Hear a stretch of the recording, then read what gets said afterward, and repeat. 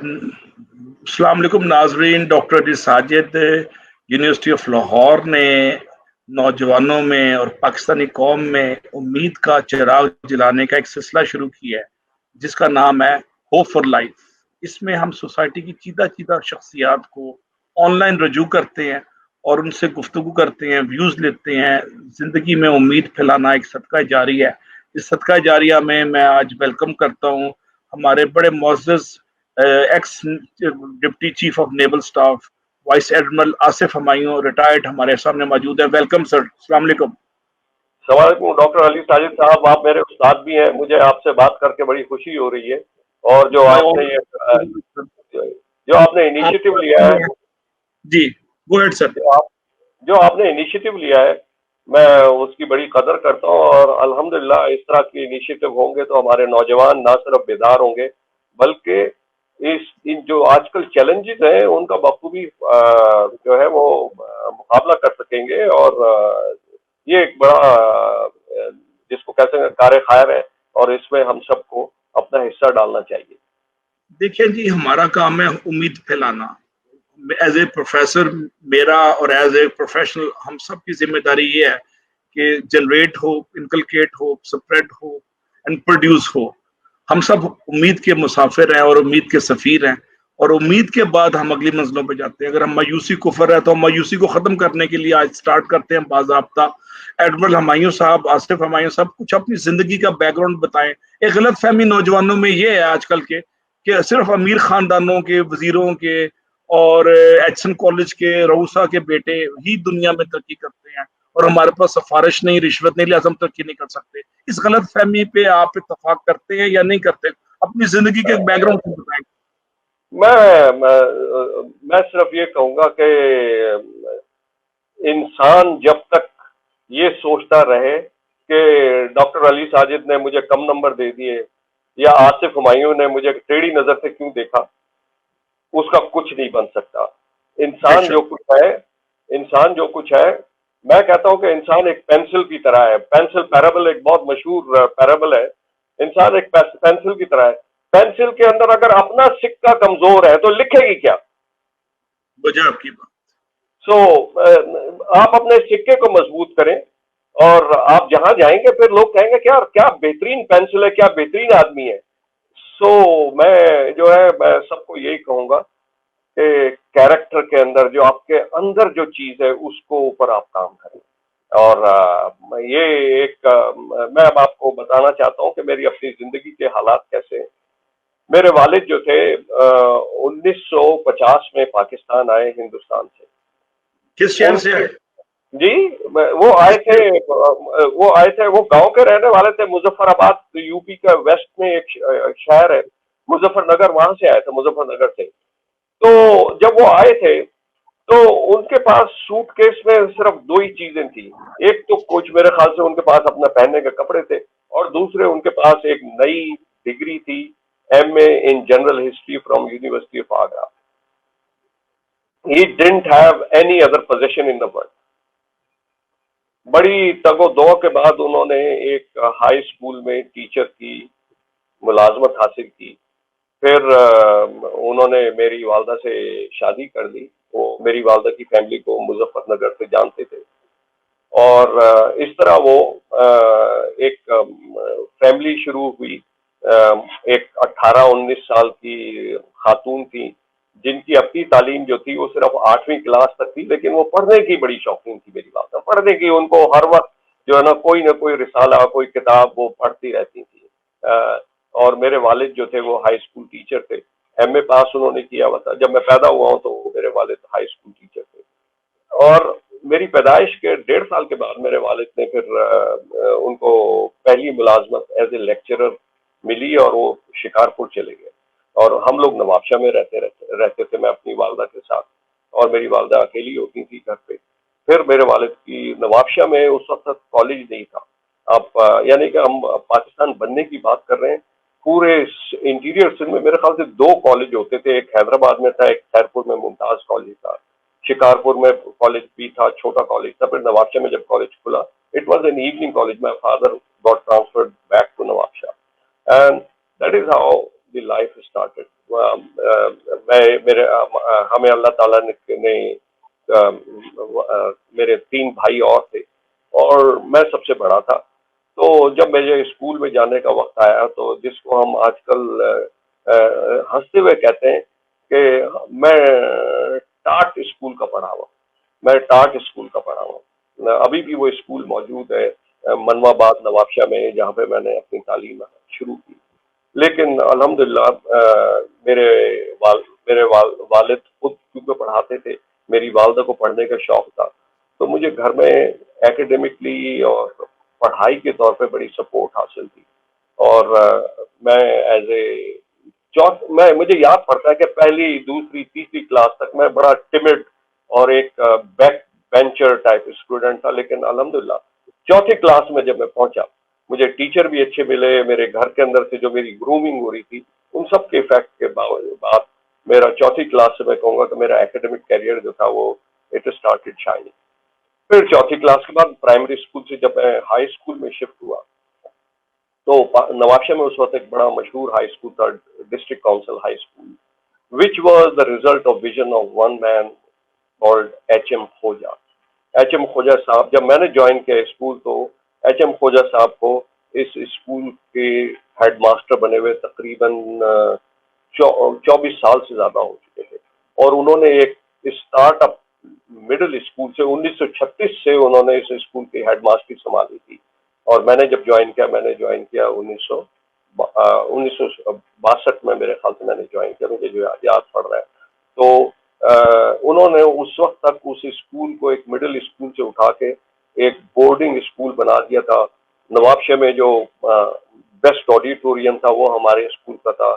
बाग जो था हमारे स्कूल का, जो गार्डन था, वो एच.एम. खोजा साहब के, मैं कहूँगा उनके एक राइट ब्रेन की एक तरह थी।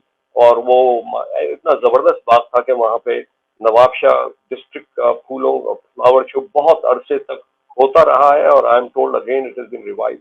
और खोजा साहब ने इस स्कूल को पे बहुत मेहनत की। इस स्कूल के टीचर्स बहुत उम्दा थे, उन्होंने मेरी ग्रूमिंग में और हमारे यानी दोस्तों की ग्रूमिंग में हमारे बहुत रोल प्ले किया। और मेरे अभी भी इस स्कूल के मेरे साथी हैं बहुत, जो बड़ी अच्छी उन्होंने जिंदगी, all of them self made, but school का बड़ा कंट्रीब्यूशन था। इस स्कूल के बाद then I join government college Nawabshah.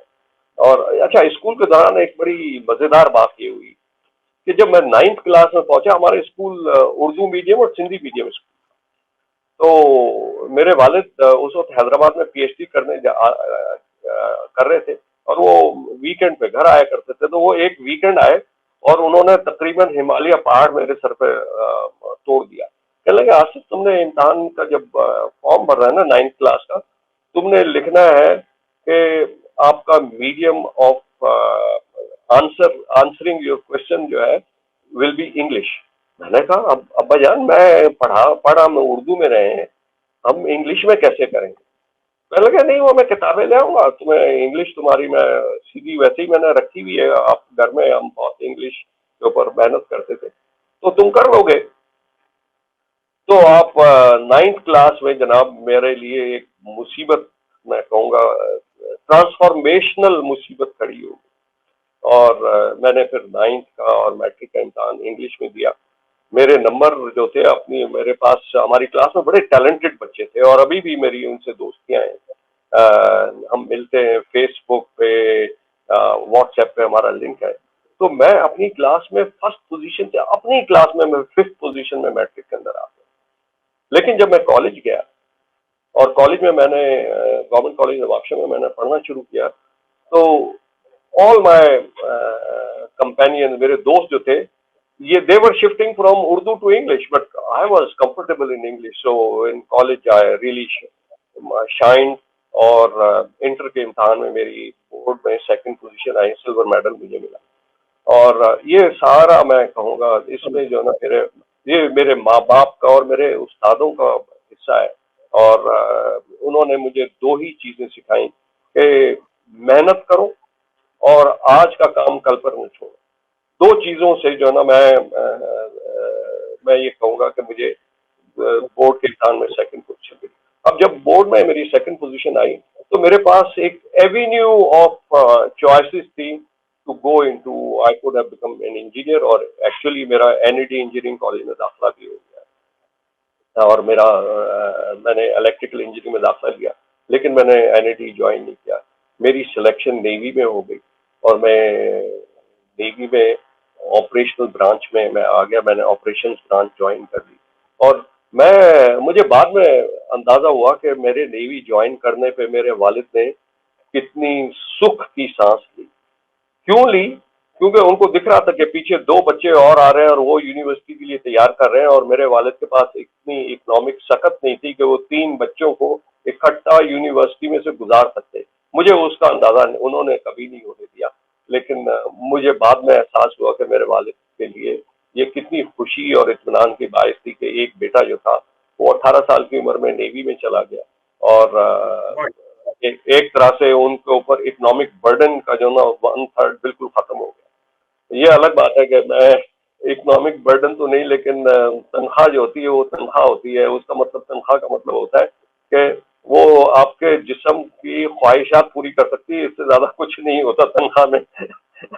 और मैं ये कहूँगा कि जो ना कि ये मेरी खुशनसीबी है और अल्लाह ताला का मुझ पे एक तरह से बड़ा करम है कि जब मुझे कभी भी इकोनॉमिक डिफिकल्टी होती थी तो the person I use to look at back towards my father, although he had very meagre resources, लेकिन उन्होंने मुझे कभी भी ये नहीं कहा कि मेरे पास तो तुम्हें देने के लिए पैसे नहीं है। मेरे वालिद का इंतकाल 2009 में हुआ। 2009 मार्च में अल्लाह ताला ने उनको अपने पास बुला लिया और ये आप कह सकते हैं ये मेरी खुशनसीबी है, अल्लाह ताला का करम है। आखिरी कर्जा मैंने अपने वालिद का 2007 में अदा किया और वो भी इसलिए कि जो ना बच्चे को मैं हालांकि नेवी में मैं एडमिरल बन चुका था और मेरा बेटा उस वक्त लम्स में पढ़ रहा था, लेकिन मुझे वालिद से कर्जा लेना पड़ता था। ये मेरे मेरे पास इतने पैसे नहीं होते थे कि मैं लम्स की फीस अदा कर सकूं। सो अल्लाह ताला का। अच्छा, फिर नेवी में मैं जब गया तो नेवी में हमारी ट्रेनिंग कराची में शुरू हुई, लेकिन 2 साल के अंदर अंदर मेरी सिलेक्शन हो गई और मुझे उन्होंने सेलेक्ट करके रॉयल नेवल कॉलेज डार्टमouth इंग्लैंड भेज दिया। रॉयल नेवी के कॉलेज में मैं उनकी एकेडमी में गया और मैंने अपनी बाकी नेवल ट्रेनिंग वहाँ पे पूरी की। जब मैं नेवी में गया तो मेरे लिए मुझे नेवी ने जो चीजें जिन चीजों में मुझे दिक्कत हुई कि पढ़ाई में मैं बहुत अच्छा था, लेकिन गेम्स वगैरह में मैं कमजोर था। तो नेवी ने मुझे उस तरफ रुझान मेरा दिया और एक चीज मुझे नेवी ने सिखाई और मैं नौजवानों को बताना चाहता हूँ। ये बात आप जरा गौर से सुने। हमारे नौजवान जो हैं ये अपने जिस्म के ऊपर, अपनी फिजिकल रिन्यूअल के ऊपर काम नहीं करते, जिसका रिजल्ट ये है कि आज हमारे मुल्क में हार्ट पेशेंट्स, ब्लड प्रेशर के मरीज, डायबिटिक लोग और ओबीज लोगों की बेइंतहा तादाद है। और हमारे स्कूल, हमारे वालिदैन बच्चों को अपने फिजिकल रिन्यूअल की तरफ लाते ही नहीं है। उनके ऊपर एक और वजह भी हो सकती है, लोग कह सकते हैं इसको, कि हमारे यहाँ फिजिकल स्पेसेस अवेलेबल नहीं है जो शहरों में स्पेशली के लोग अपने जिस्मानी रिन्यूअल की तरफ कोई तवज्जो दे सके। और फिर मैं इंग्लैंड से जब वापस आया, फिर मैंने सबमरीन फोर्स ज्वाइन कर ली और सबमरीन फोर्स में मैं रहा और मैंने सबमरीन फोर्स में कोई 14 साल एक्टिव सबमरीन फोर्स की अंदर सर्विस की। 2 सबमरीनें मेरी कमांड थी और मैं ये कहूँगा कि मेरी लीडरशिप जो थी उन 2 सबमरीनों की कमांड में और 2 जहाज़ों की कमांड में जो थी, वो I think I was able to demonstrate leadership, capacity and capability and traits, and then उसके बाद जो ना मुझे नेवी ने और हायर रैंक्स पे सेलेक्ट किया। लेकिन एक बात मैं कहना चाहता हूँ, आर्म फोर्सेस में लीडरशिप एक मुख्तलिफ कॉन्सेप्ट है। आप लीडर तो होते हैं, जो आप सिविल, मसलन डॉक्टर अली साजिद, आप अपने इंस्टीट्यूट के लीडर हैं, आपने अपनी टीम खुद सेलेक्ट की हुई है। आर्म फोर्सेस में लीडर को टीम अपने सिलेक्शन की बहुत कम मिलती है, बल्कि मिलती ही नहीं है। आपको जो ना हो सकता है एक आदमी या दो आदमी अपनी टीम में अपनी सिलेक्शन का मिल जाए, बाकी लोग जो होते हैं वो आपको एक टीम दी जाती है जिनको जोड़ना आपने होता है, जिनको जोड़ना आपने होता है। और उस टीम के अंदर जो है ना फिर आपको एक लीडरशिप जो है वो इट्स ए डिफरेंट कॉन्सेप्ट के जो ना कि you can select and you can take the team you want. Arm forces में team building is the main task for the leader. Even I would say even the highest position पे जब chief of naval staff बनता है तो उसके पास जो admiral commodore होते हैं वो उसके अपनी सिलेक्शन के नहीं होते, वो तो सिस्टम में जो डेवलप हुए होते हैं वो होते हैं, उन लोगों से उसने अपनी टीम को चलाना होता तो मैं इस पे गुजारिश करूंगा, लीडरशिप का आप जिक्र कर रहे हैं, फिलासफा यूनान जो है सुकरात और अरस्तु, उन्होंने एक थीसिस दिया था ऐसे 2-2,500 साल पहले कि leadership is born not induced. लेकिन पाकिस्तान के अंदर अगर हम सर्विसेज में देखें और सीएसएस में देखें, आर्मी नेवी एयरफोर्स में और सीएसएस में लीडरशिप इंड्यूस की जाती है ग्रेजुअली। लो मिडिल क्लास के बच्चे भी होते हैं उसमें, लड़के लड़कियां, और उनको ग्रेजुअली वो अपग्रेड करते हैं। आपका क्या ख्याल है कि लीडरशिप को डेवलप करने के लिए पाकिस्तान के कॉलेजेस यूनिवर्सिटीज रोल प्ले कर रहे हैं अपने, कि नहीं कर रहे हैं? एक तो मैं जो है मैं कि ये कहानी मेरे ख्याल से कि leaders are born and leaders are made, तो यानी कि इज चिकन कम्स फर्स्ट और द एग्स कम फर्स्ट, ये कहानी जो है ना थोड़ी सी इंटरकनेक्टेड है। इंटरकनेक्टेड इस तरह है कि you have to have some inborn qualities. ये नहीं हो सकता कि आप उन 80 IQ के बंदे को कहें कि भाई तुम लीडर बन जाओ। So there has to be, leaders are born to be made, leaders are born to be made and leadership थोड़ी सी क्वालिटी जिसमें हो और उसको जिसको कहना जरखेज मिट्टी मिले, जैसे आर्म फोर्सेज में मिलती है, एकेडमिया में मिलती है, मैं कहूँगा वो लीडर्स बन सकते हैं। और जो डॉक्टर चीमा का मैंने इंटरव्यू आप ही के साथ परसों सुना, ही टॉक अबाउट के लीडर्स के लिए उन्होंने कुछ क्वालिटीज बयान की। मुझे अफसोस से कहना पड़ता है कि मुझ में वो क्वालिटीज रिटायरमेंट के बाद ज्यादा आई हैं। रिटायरमेंट सर्विस में you are a senior officer, you many times you think दुनिया का सबसे बेस्ट दिमाग आपके अंदर लगा हुआ और ये एक ऐसी मिथ है जो लीडर जब फेल होता है जब उसको समझ आती है। ये बात बहुत आपने मिलियन डॉलर की बात कही है। जी, और ये बात ऐसी है कि एक लीडर जो है सबसे उसको जो सबसे बड़ा ख्याल जो होना चाहिए मेरे ख्याल से उसको ये होना चाहिए कि मैं अक्ल कुल नहीं, मैं अक्ल कुल नहीं हूँ।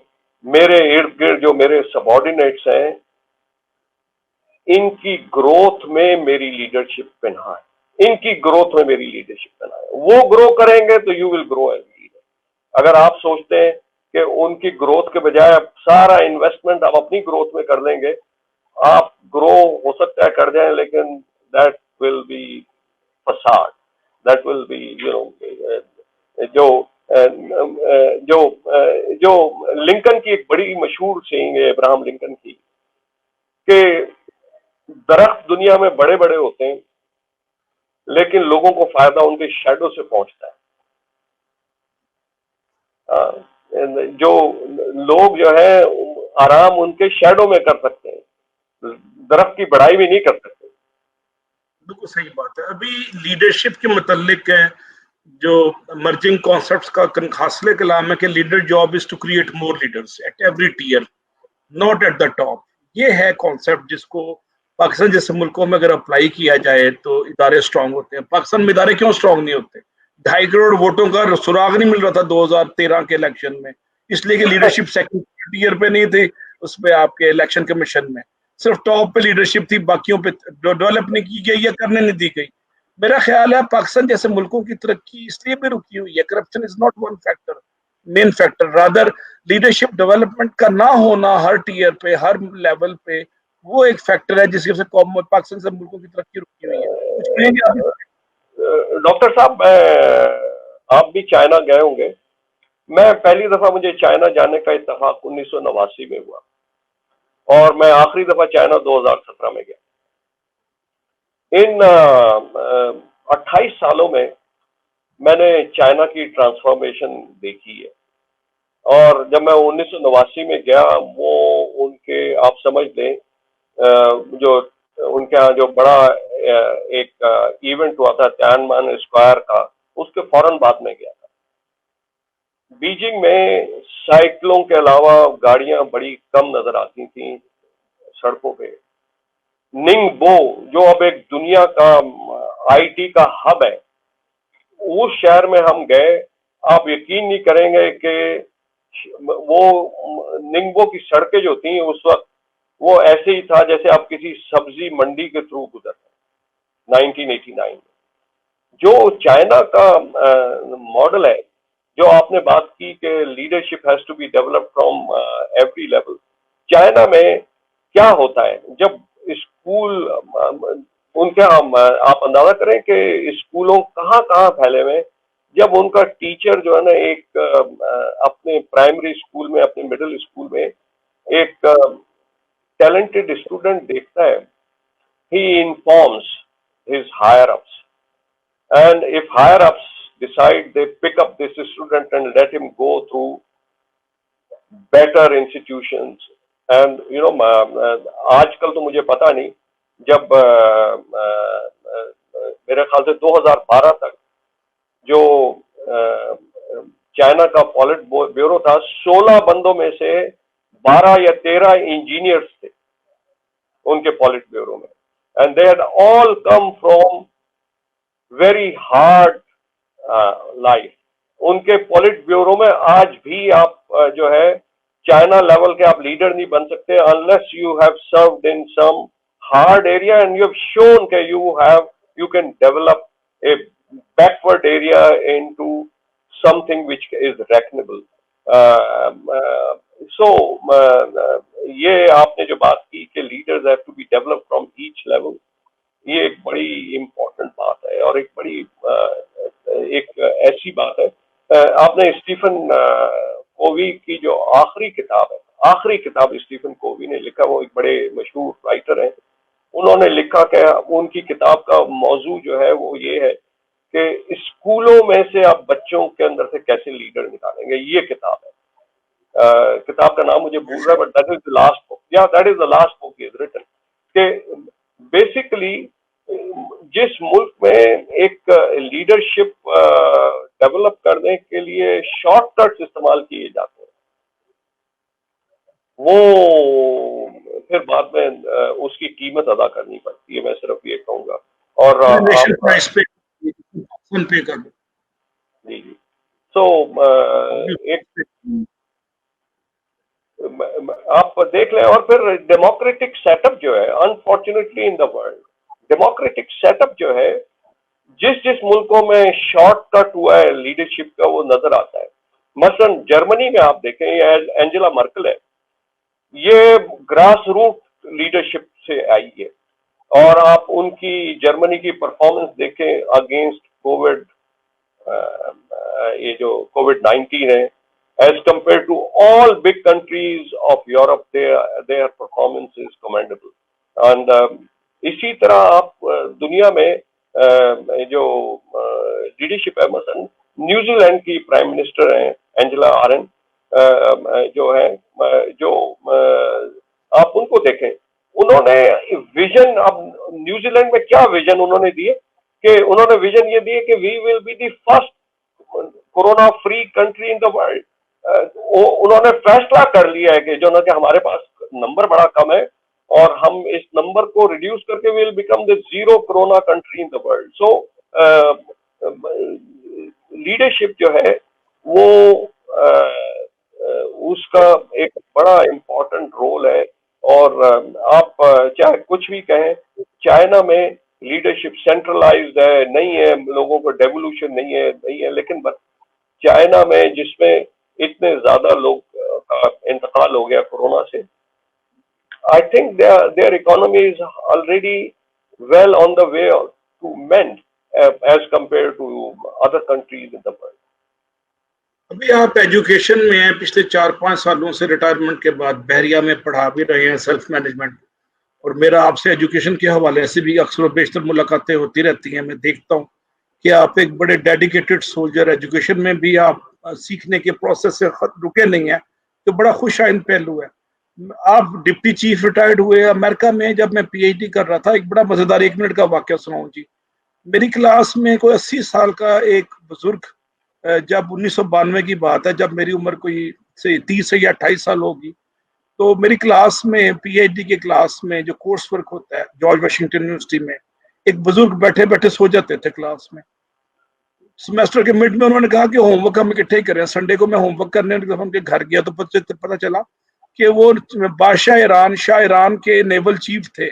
1978 में शाह ईरान के साथ अमेरिका आए और 15-20 साल बाद 80 साल की उम्र में पीएचडी शुरू कर दी उन्होंने। ये मैं वाकया आपको इसलिए सुना रहा हूँ कि पाकिस्तान में एक मिथ है कि तालीम को हासिल करने के लिए 28-30 साल 22 साल से आगे नहीं जाना हमने। उसके बाद जब मैं नस्ट में पढ़ा रहा था, उनकी 1999 में, उससे 6-8 साल बाद मुझे किताब लिखी हुई आई जो इंडियन इकोनॉमी पे थी। एडमर लबुल था उनका नाम, ABOL अबुल, और शायद अभी भी माशाल्लाह याद होंगे 100 साल की उम्र में। वो अभी भी किताबें लिख रहे हैं, अगर जिंदा होते तो, या पहले लिख रहे थे। तो मैं ये बताना चाह रहा हूँ कि पाकिस्तान में एक मिथ है कि हमने पढ़ना पढ़ाना नहीं, अब रिटायर्ड हो गए हैं, हमने सिर्फ टोपी पहन के मस्जिद में बैठ जाना है। तो आप एक कौम की खिदमत कर रहे हैं, बड़ा खुशाइन पहलू है। मैं इसी तरह जो रिटायर्ड जजेस हैं, जो रिटायर्ड ब्यूरोक्रेट्स हैं, उनको रिक्वेस्ट करूंगा कि सोसाइटी को कंट्रीब्यूट करें, ना कि सिर्फ अपने आप को मजहब तक महदूद कर दें। तो बड़ा अच्छा पहलू है, इसको हम खुशाइन कहते हैं। यट सोसाइटी में लोगों के मसले हल करवाएं, एडवाइजरी दें, मियाँ बीवी की कोई लड़ाई हुई है उसमें सुलह करा दें। इस्लामाबाद में एक सेक्रेटरी थे, पारसी थे, रिटायर्ड, आज से 15-20 साल पहले। उनका सिर्फ एक ही काम था, जहां जहां घरों में इख्तलाफ होता था जाके सुलह करते थे ताकि अगली नस्ल स्पॉइल ना हो। ये भी कम्युनिटी सर्विस है ना। तो कम्युनिटी सर्विस पाकिस्तान में नहीं है, बहुत कम है। आपका क्या ख्याल है एडमिरल हमायूं साहब इस बारे में? और तालीम को हासिल करने के लिए उम्र चाहिए? वो दो सवाल हो गए फिर।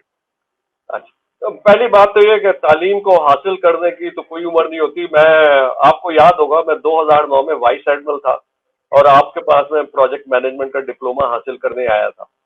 तो जी, मैं आपका शागिर्द था वहां पे। तो तालीम हासिल करने के लिए उम्र से ज्यादा थोड़ी हमारे यहाँ जो है ना, अब मसलन मैं आपको मिसाल दे सकता हूँ कि हमारे यहाँ कुछ चीजें जो है ना थोड़ी सी मुश्किल हो गई। For example, if I want to do PhD, सबसे पहला सवाल तो खड़ा होगा कि जी कि आपकी 18 साल की एजुकेशन जो है वो कंप्लीट है कि नहीं। हम लोगों ने पाकिस्तान में कुछ रुकावटें खड़ी कर दी हैं कि पुराने लोग अगर वो अपनी तालीमी काबिलियत बढ़ाना चाहें तो उनके लिए कुछ मुश्किलात जरूर हैं, जबकि यंग लोगों के लिए थैंक्स टू एचईसी का शुक्रिया जिसने क्वालिटी के नाम पर रुकावटें खड़ी कर दी। हाँ ये जी जी, मैं ये कहूँगा कि पाकिस्तान में जो हमारा एजुकेशन जो है वो काफी, higher education is very layered. It does not think in terms of experience and job performance. It thinks in terms of only what is added to your name as degrees. And मैं तो क्योंकि university आता जाता रहता हूँ, तो मुझे कई दफा अपने जो वहाँ पे पीएचडी स्कॉलर हैं, एमफिल स्कॉलर हैं, जब मैं उनसे मिलता हूँ तो मुझे इस बात का बड़ा शिद्दत से ख्याल होता है कि यार ये लोग जो है इंटेलेक्चुअली प्रॉबेबली जो है ना वीक हैं, और they will get their PhD, they will get their MPhil, but they will make very poor guide, they will make very poor teachers, मुझे लगता है। अच्छा, मैं जो एक तो ये हमने एजुकेशन की बात कर ली। दूसरा सवाल आपका जो था कि मैंने मैं क्या हम लोग किस तरह कंट्रीब्यूट कर सकते हैं सोसाइटी में। देखिए, 2009 में मैं रिटायर हुआ और 2012 से मैं एकेडेमिया से अटैच हूँ, और इस दौरान अब मेरे स्टूडेंट्स की तादाद जो है ना बढ़ते बढ़ते आहिस्ता 1000 से ऊपर चली गई है। हर क्लास में से जो है मेरे ख्याल से 30-35 बच्चों की क्लास में से 10 बच्चे ऐसे होते हैं जो आपको ऐसे लगते हैं कि जो जिंदगी में पेंसिल की तरह, जो मैंने पहले बात की थी, ये काम कर सकेंगे। और जो मैं एक हार्वर्ड के मैनेजमेंट के प्रोफेसर थे, आपने उनका नाम सुना होगा, क्लेटन क्रिश्चियनसन। इस साल के शुरू में उनका इंतकाल हो गया। 2010 में उनको स्ट्रोक हुआ और उन्होंने उस स्ट्रोक के बाद, because that gave him total new paradigm of his life. So he wrote this book, very famous book, How to Measure Your Life. और उन्होंने इस किताब का कंक्लूजन जो लिखा, वो हमारी जो इस्लाम की जो तालीम है वो यही है कि अल्लाह ताला इंसान से रोजे आखिरत जो होगा, क़यामत के दिन, वो सवाल ये नहीं करेगा कि आपने कितने इबादत मुकम्मल किए। वो ये पूछेगा कि जो लोग आपके साथ कांटेक्ट में आए, उनकी जिंदगी में आपने क्या कंट्रीब्यूट किया, उनके डेवलपमेंट में आपने क्या मदद की। ये क्लेटन क्रिश्चियनसन की जो ये वीडियो डॉक्टर साहब आप देखिएगा, how to measure your life, it's a wonderful lesson in a paradigm shifting life के how should you become a contributor to life rather than world में हम यूजर के तौर पे नहीं आए। हमें जिंदगी में वर्ल्ड में बड़ा आसान है, आप यूजर के तौर पे आए और इस्तेमाल करें और चले जाएं। लेकिन अगर आप कंट्रीब्यूट नहीं करेंगे, अपना मार्क नहीं छोड़ेंगे, अपने लगाए हुए दरख्त नहीं छोड़ के जाएंगे, तो फिर कोई ज्यादा फायदा नहीं है। माशाल्लाह। अब अभी आप बात कर रहे थे, अभी मुझे चैट में एक सवाल भी आया है कि पीएचडी में दाखिलों के लिए शर्तें बहुत सख्त हैं और इस पे भी जाहिर है कि डिबेट होनी चाहिए। एचईसी 1999 के बाद 2001 या 2 में इस पे डिबेट हुई और 1 दर्जन लोगों ने डिबेट करके एचईसी का मॉडल दिया और उसके बाद 2003 या 4 के आसपास ये एक ऑर्डिनेंस के जरिए आई। तो अब एचईसी को बने हुए तकरीबन 18-19 साल हो गए हैं।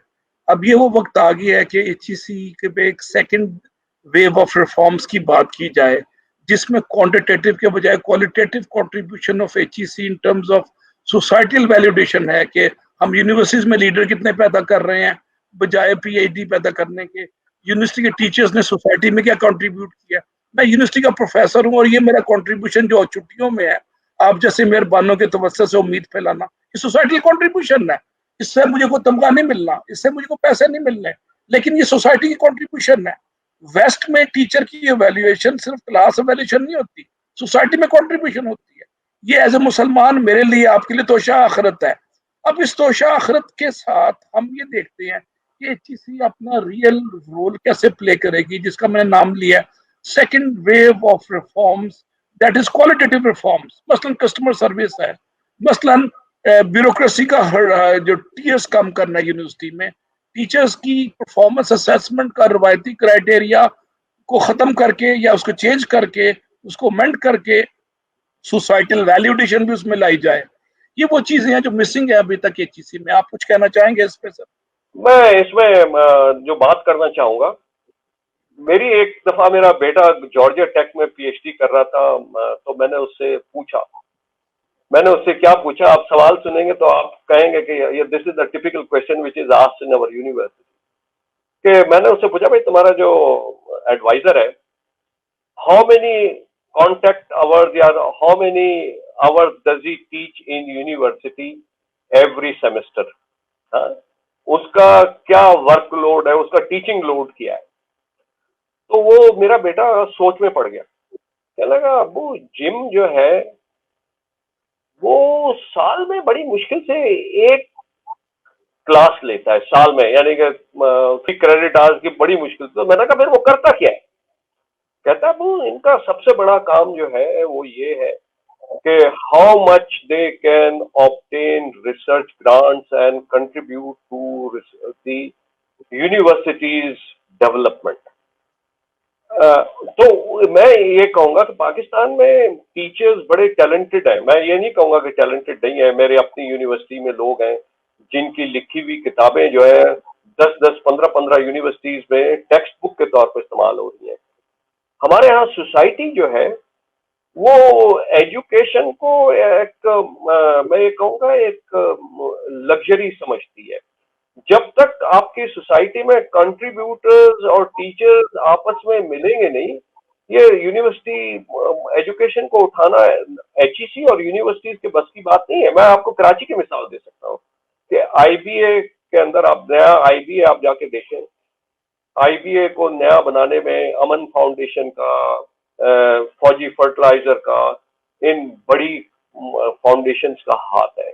और आईबीए की एक सबसे बड़ी बात ये है, जो मैं एक बात आपको भी कहूंगा, आईबीए के अंदर जो विजिटिंग फैकल्टी है, many of them are ex-IBA and ex-CEO of big companies. For example, Engro के ex-CEO वो एक वहां पे परमानेंटली एक प्रॉपर कोर्स पढ़ाते हैं एज विजिटिंग फैकल्टी। सो ये जो आप कंट्रीब्यूशन की बात कर रहे हैं, इसके लिए we have to come together as society. ये नहीं हो सकता कि टीचर जो है वो एक तरह से कशकौल निकलेगा बाहर, आगे से देने वाले भी तो होने चाहिए ना। जो लोग, आप मुझे बताएं कि यूनिवर्सिटी ऑफ पंजाब ने कितने सरदार पैदा किए हैं, कितने जमींदार पैदा किए हैं, कितने ब्यूरोक्रेट्स पैदा किए हैं, कितने बिलियनर्स पैदा किए हैं। What is their contribution in university of Punjab endowment? So ये जी हमारे यहाँ जब तक मसलन आपको पता है कि Stanford is result of University of Stanford is result of one man's endowment. John Hopkins university है, जो माइकल ब्लूमबर्ग है, इसने $5 से एंडोमेंट के अंदर कंट्रीब्यूट करना शुरू किया था, और अब उसका टोटल एंडोमेंट जो है, जो इसने इस कंट्रीब्यूट यूनिवर्सिटी में कंट्रीब्यूट किया जॉन हॉपकिंस यूनिवर्सिटी में, इज गोइंग टुवर्ड्स $2 बिलियन। कहाँ $5 से? तो सोसाइटी के अंदर जो हम लोग ये समझते हैं कि मैं ये जरूर कहूंगा कि मस्जिदें बनवाएं, लोगों के आराम की जगहें करें, लेकिन अपने नेशन बिल्डिंग के अंदर कंट्रीब्यूट करने के लिए जरूरी है, जिस तरह दरख्त लगाते हैं इसी तरह यूनिवर्सिटी एंडोमेंट में आप लोग हिस्सा लें। माशाल्लाह लाहौर में Lahore university of management science LUMS है, एक फैमिली के एंडोमेंट में उसमें बड़ा कंट्रीब्यूशन है उसका। आप जाके देखें उन्होंने कितने शानदार उसमें पैसे कंट्रीब्यूट किए। और सो अच्छा, अब हम एचईसी की तरफ आते हैं। एचईसी को भी एक अपने साथ टारगेट देकर चलना चाहिए। जो सेकंड वेव आपकी बात कर रहे हैं ना, कि अगर गवर्नमेंट ने हर साल एचईसी को, मुझे पता नहीं एचईसी का बजट मेरे ख्याल से कोई 40-50 अरब होगा हर साल का, कि एचईसी को भी अपना टारगेट सेट करना चाहिए कि 40-50 अरब हम गवर्नमेंट से लेंगे और 20 अरब हमने लोगों से एंडोमेंट पे लेकर, लोगों से यूनिवर्सिटीज के अंदर, लैब्स के अंदर, इक्विपमेंट के अंदर, स्कॉलरशिप के अंदर, बुक पब्लिकेशन, इन सब चीजों में कंट्रीब्यूट करना है। दूसरा, HEC has now become a huge, मैं ये कहूंगा कि ह्यूज ब्यूरोक्रेसी। और हम सिंध में, मैं रहता हूँ सिंध में, हम देखते हैं उन्होंने गवर्नमेंट ने सिंध का एचईसी अलग बना दिया है। पंजाब में भी जो ना अंदरूने खाना बातचीत होती रहती है कि पंजाब का एचईसी अपना अलग होना चाहिए। तो मेरे हो चुका है, हो रहा है, अब तो चैलेंज कर रहा है। मुझे सिंध का तो मुझे पता था, पंजाब का मुझे पता नहीं था। लेकिन मैं ये कहूंगा कि जरूरी है कि हम लोग एजुकेशन के क्लस्टर्स को आइडेंटिफाई करें, हायर एजुकेशन को, और वहां पे जो है ना, जो भी कंट्रोलिंग बॉडी है उसको एम्पावर करें। बिकॉज मैं ये, हमारी यूनिवर्सिटी है, मतलब बैरिया यूनिवर्सिटी है, हमारी यूनिवर्सिटी का पहले दिन से ये आइडिया रहा है कि Bahria university Islamabad, Bahria university Lahore, Bahria university Karachi, they work in different environments. We need to empower the local leadership to run the local campuses according to their own situation. ये इसी तरह एचईसी को भी करना चाहिए। एजुकेशन क्लस्टर है आपके मुल्क में, लाहौर का एजुकेशन क्लस्टर और कराची का एजुकेशन क्लस्टर आपस में दो बहुत मुख्तलिफ चीजें हैं। So empower them to grow according to local conditions, not according to a central policy. Tariq Banuri साहब ने आके कुछ एम्पावर किया यूनिवर्सिटीज को, मसलन एमबीए के कोर्सेज उन्होंने कहा था इस सेमेस्टर में ये पढ़ाओ, इस हद तक चले गए थे। सिलेबस तक इन्होंने डिक्टेट कर रही थी एचईसी आज से 6 साल पहले, 4 साल पहले।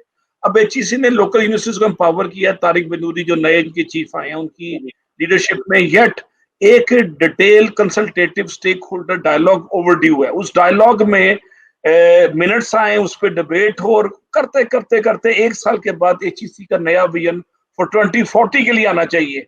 उस विजन के बगैर अभी हम इंटरम एड हॉकिज्म पे चल रहा है, जिसको कहते हैं ना आई वॉश, या एक आर्जी तौर पे 1 साल के लिए ये हो गया, 2 साल के लिए ये हो गया। एक लॉन्ग टर्म विजन की जरूरत है एचईसी में, जो कि कंसल्टेटिव डायलॉग के जरिए बाहर आ सकती है स्टेक होल्डर, उसके बगैर नहीं आ सकती। डॉक्टर साहब, मैं दोबारा अर्ज करूंगा, मैंने आपके साथ इंटरव्यू में एक चीज पहली अर्ज की थी कि लीडरशिप जो है वो नीचे जो टीम होती है ना उसके साथ काम करना पड़ता है। एचईसी के अंदर माशाल्लाह अब तो मुलाजिमीन है जिनकी अब पेंशन ड्यू हो गई है।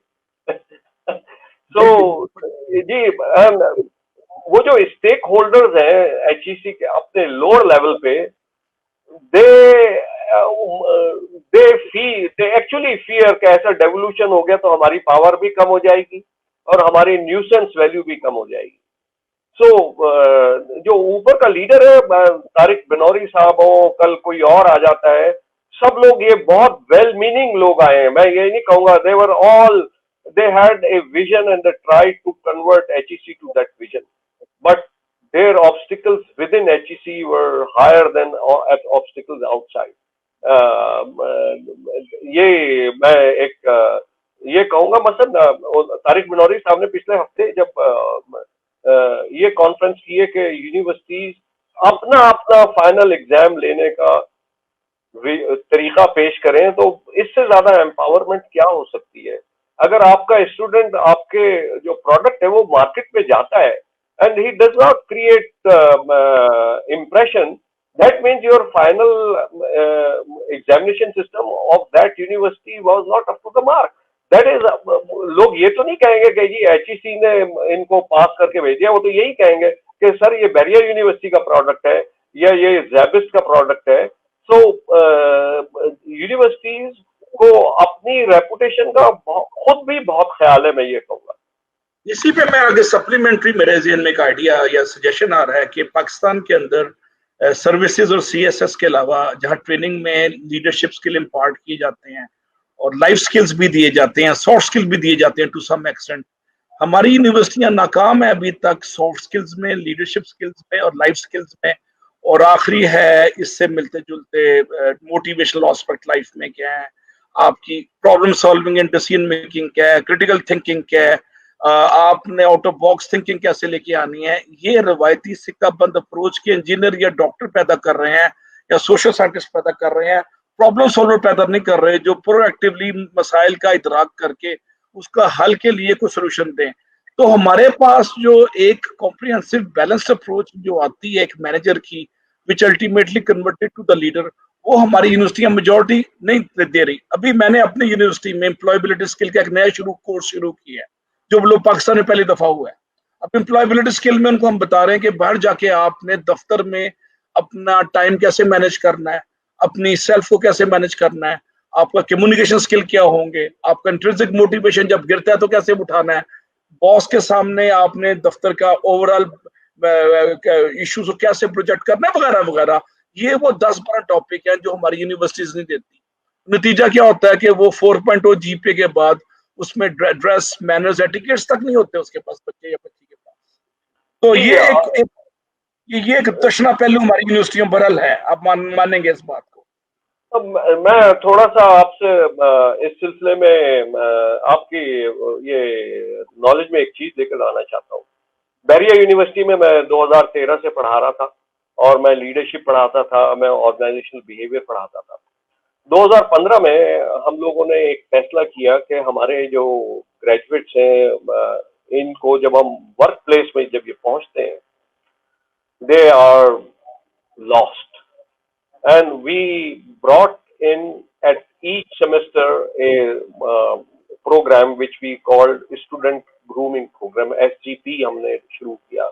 हमने फॉर एग्जाम्पल मैं मिसाल के तौर पर दूंगा कि हमारी यूनिवर्सिटी में ओरल कम्युनिकेशन का इम्तिहान पेपर और पेंसिल पे हुआ करता था। हमने उस इम्तिहान को प्रैक्टिकल इम्तिहान में बदला।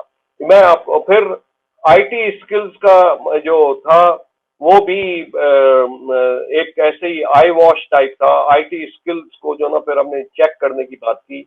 मेरा सब्जेक्ट जो है self management, it was introduced to bring good habits in student, which would lead to fulfillment of their uh, personal security, personal character, as well as fulfillment of their vision about goal।